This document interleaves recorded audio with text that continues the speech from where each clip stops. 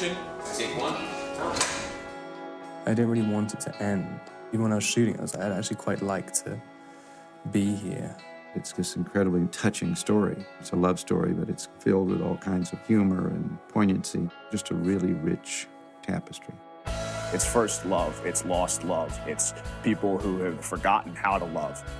It's about working out what life is all about, and maybe not coming up with the answers, but approaching an answer. It goes so deep into how people really feel about each other. I love it.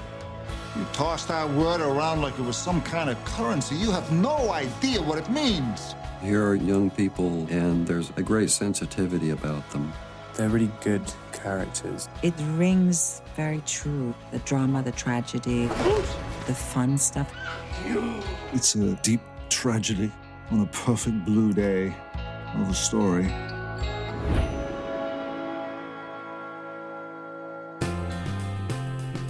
The movie's based on what it's like to be in love at that age and all the feelings that you have and how intense and heartfelt and passionate they are. Their relationship is so beautifully formed and so realistic. She shows him how to live and how to mature, and not so much just being attracted to each other, but knowing each other and how important that is to actually find someone who you can really know. Each of them have had family tragedies that have left them wandering a bit in life. That's just something that they bond over. In a lot of ways, it's to do with how people deal with the later stages of grief and how it affects a family. It's a very interesting, fabulous family. They're very privileged in one way, but yet they're struggling and they go through a lot. Every character in this has a little damaged aspect of themselves, which I think anybody that's honest has to recognize in themselves. Tyler wants his father to behave in a certain way which he doesn't even really know what it is, and so he's never going to be satisfied with it. That's all there is, Tyler. That's all there is? Not enough. He wants the best. He just doesn't know how to express it to his son. These are all grudges and grievances which he's held for years, and they've all just been not even simmering, but they're just old and they've had the same fights before. He's sick of having the same rages. It's an interesting age to follow a character.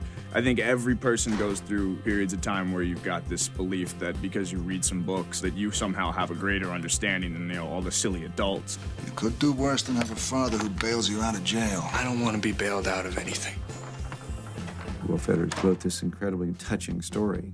It just had so many elements. It was funny, and it was poignant and sexy. He just wrote an amazing first draft, which totally blew me away. And I said, we have to make this movie. I've never done anything with young people, and so I thought there was a chance to tell the truth about what it felt like, and I thought Will caught it. What I first liked about it is the way Tyler spoke. I had a voice kind of immediately. You know you can't smoke in here. Why'd you have an ashtray? It's a bowl. It completes the room. I guess it was just here to tease me. The script was written in such an honest way that you really feel for these people. I mean, every time I read the script, I cry. It has such a heart. The running joke with my wife is, if I read it and it says on the front page, "We open in New York," I go, I like this script. In this case, as it turned out, I did like the script, and I wanted to continue to push for the script and the story to be as truthful as I knew how to make it, and place this as truly in the city as we could. Everything for him has been about authenticity and getting the script and the story to a place where people can see this and believe these people came from New York. Going to Queens, don't want to hear about it. It's a New York story. It's somewhat a love letter to New York. Where else could you shoot it? We really tried to embrace the city as we know it was at the time that the story takes place. Naturally, it's great to shoot in the city. We got to shoot in a lot of the actual places, like in Don Hills, in NYU. He works in the Strand, and we shot in the Strand, which is kind of handy.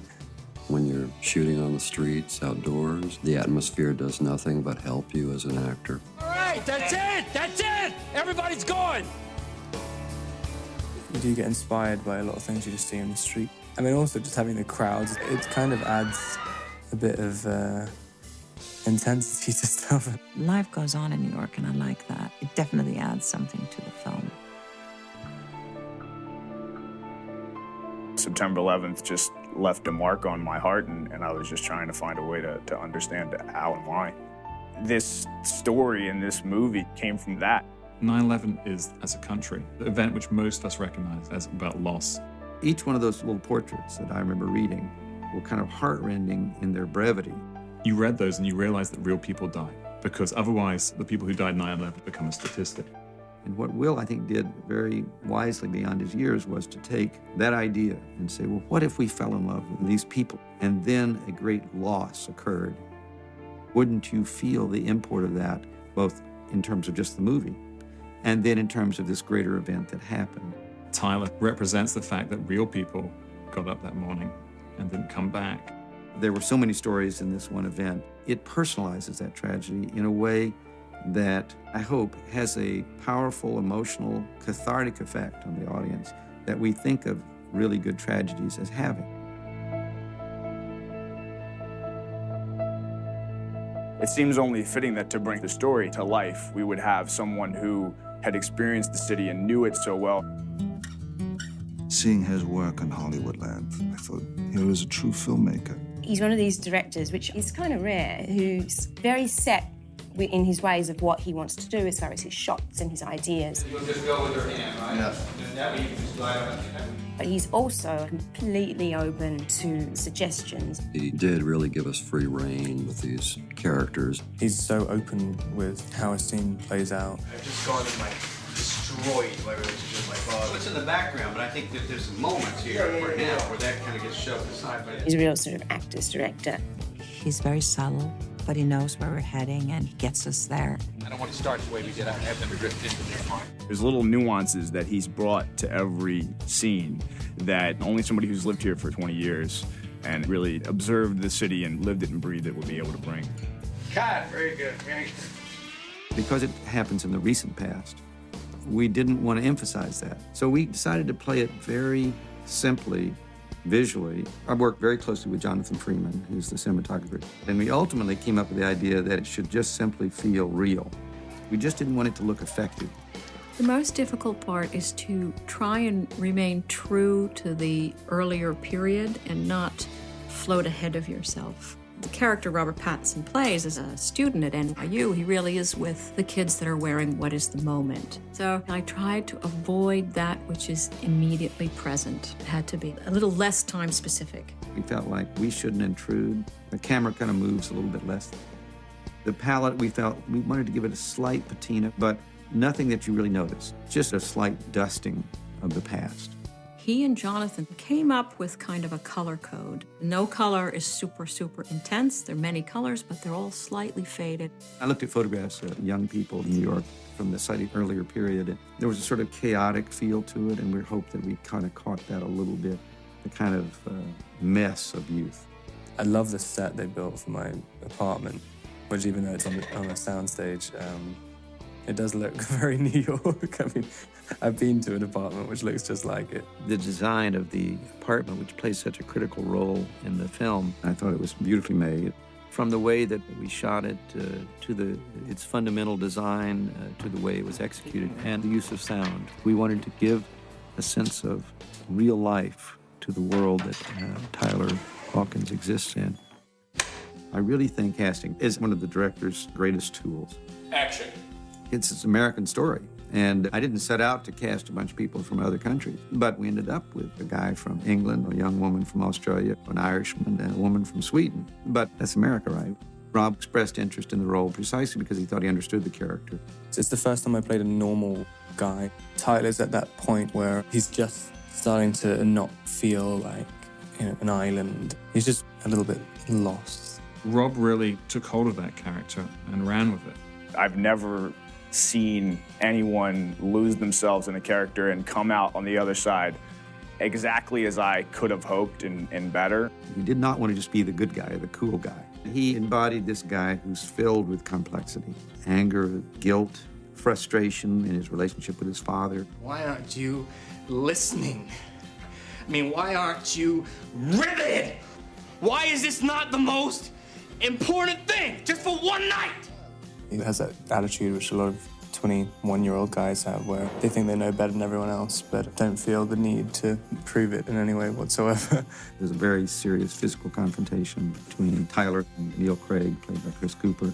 That's a very intense scene that I enjoyed. Now I'm going to cut to him as well as to this shot. I'm also going to cut him. And action. The most surprising thing about Chris is how strong he is, like physically. Boy, was this tailor-made for him. Robert can deliver that sensitivity. I like the scene of Tyler waking up and making bird shadows. I think it's a very lovely little moment of his feeling good about the world. He brought all these intricate details to this character that I was just like, how do you come up with these things? He has a very watchable, likable intensity to him. He doesn't go about it lightly. He wants to challenge himself. He wants to try different options. He wants to find the truth in the scene. He takes it extremely seriously and really wants to do the best job he can.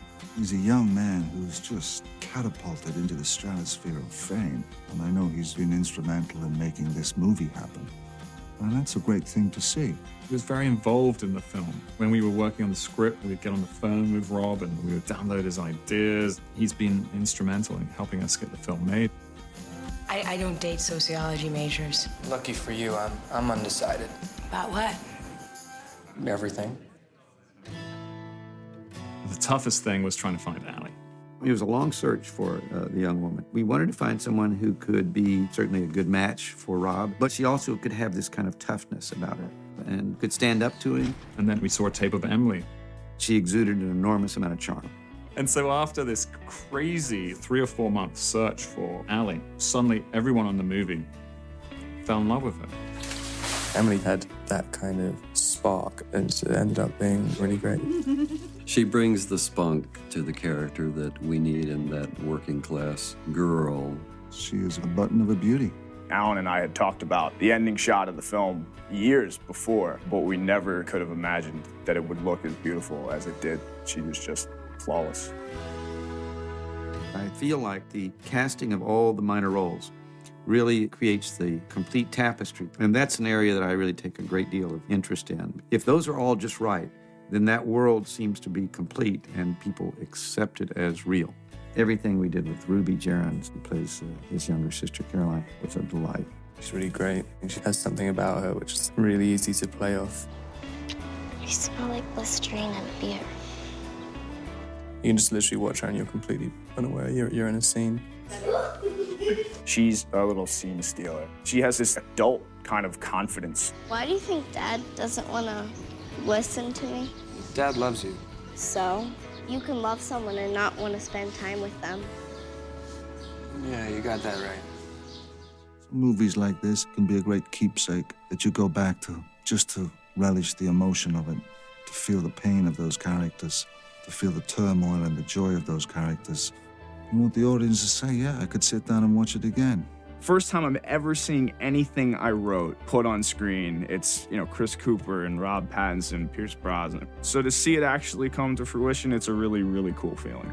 I think it's ended up being a movie which neither of us knew we were going to make, and hopefully that will be interesting. I think people are going to really associate with their issues and their problems and their ups and their downs. I hope that by falling in love with this couple and with these people, you would re-experience that event a different way.